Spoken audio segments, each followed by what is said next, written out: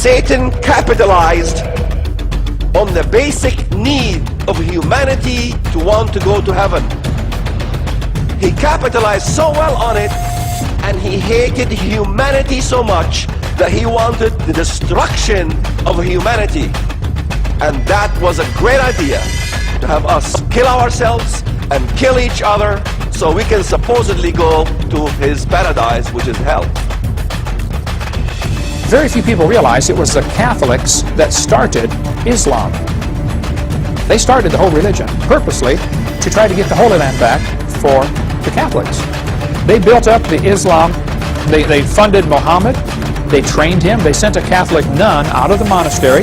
They said, we want you to come out of your convent, go find a young promising Muslim, marry him, and train him to raise up an army of Arabs to go take back the Holy Land for the Mother Church. It started to work, but then it failed because Islam got so big, they said, well, forget you Catholics, we're doing what we want. And I don't think most Muslims, which is now, what, 10-20% of the world population, Islam, I don't think most of them know that they're really started off as a front for the Catholic Church.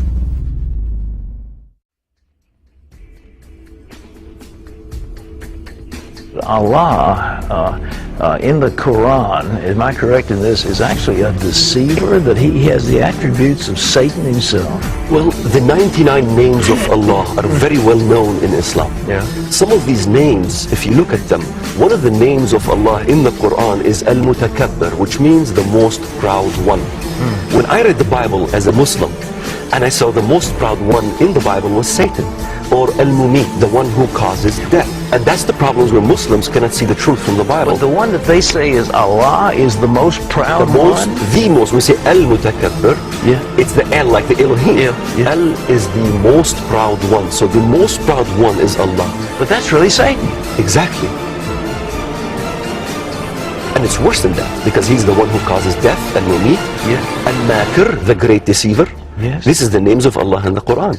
In the Quran it says وَيَمْكُرُونَ وَيَمْكُرُ اللَّهُ وَاللَّهُ خَيْرُ الْمَاكِرِينَ. Allah is the greatest of all deceivers.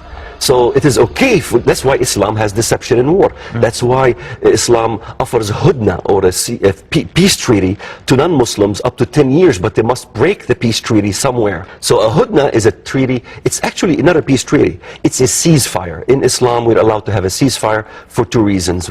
Reason number one, to gain concessions. Yes. Reason number two, to deceive the enemy and destroy them in the end. Ask the Muslims, how do you know how do you know Muhammad was a prophet? They'll say, well, he had a mole on his back.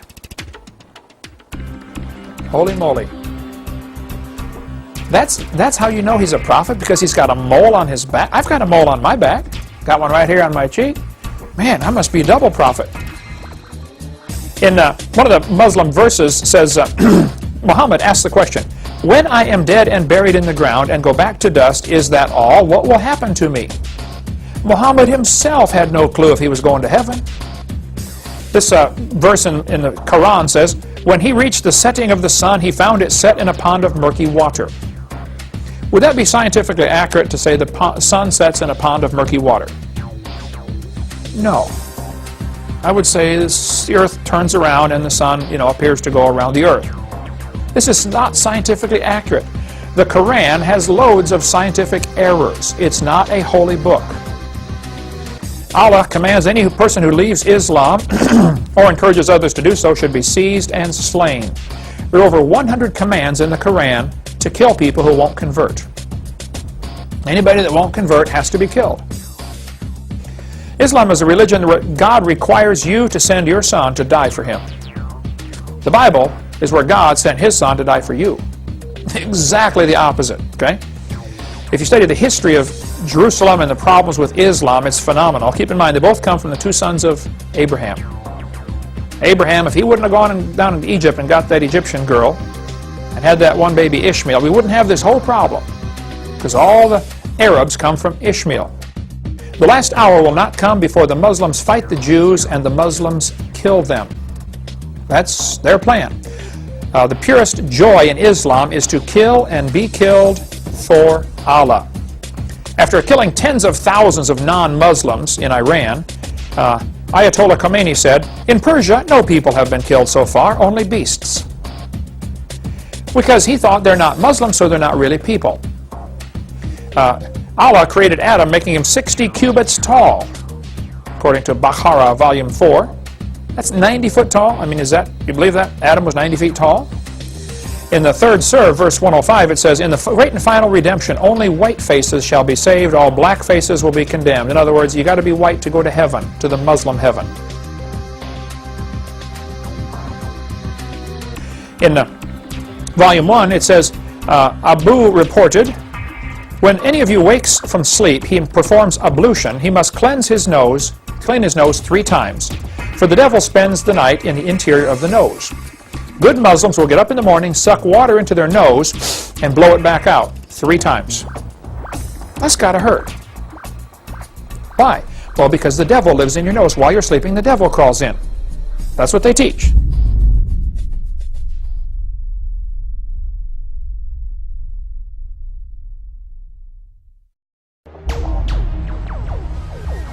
Basically, Satan plagiarizes the Spirit. To recruit, to entice, to seduce, it plagiarizes the Spirit, the Creator. A lot of these religions were designed, their very purpose, thinking this many moves ahead, designed to fail.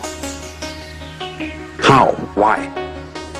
Well, if they steal the teachings of Christ, then point their fingers at themselves like they always do, expose the Babylonian symbolism, the satanic symbolism of the religions they created.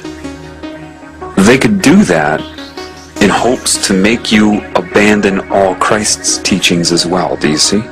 If you don't know that they stole those teachings, then you'll think that they created those teachings. They expose the deity as symbolism, and then everybody will have their big sigh of relief.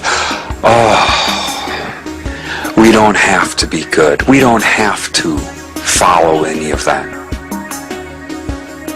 You see, the ultimate last-ditch attempt to discredit Christ. Why?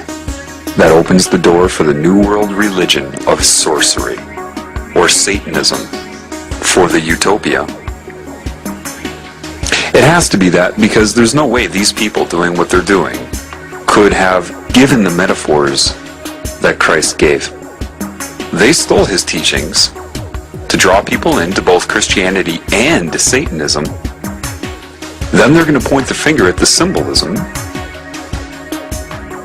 of Christianity and other religions so that people release all of the teachings of Christ, thinking it was a fraud, for the final entrapment. The primary foundation of what you are is love, and that's what they don't want you to know. And the easiest way to do that is to come in the name of love and slowly tear you away from it, redefine it, to ensnare you in the web.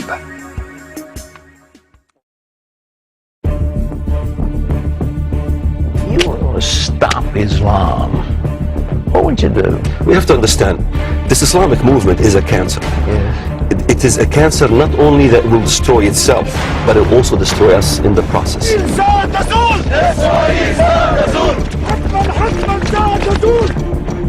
We must isolate the cancer and have it destroy itself.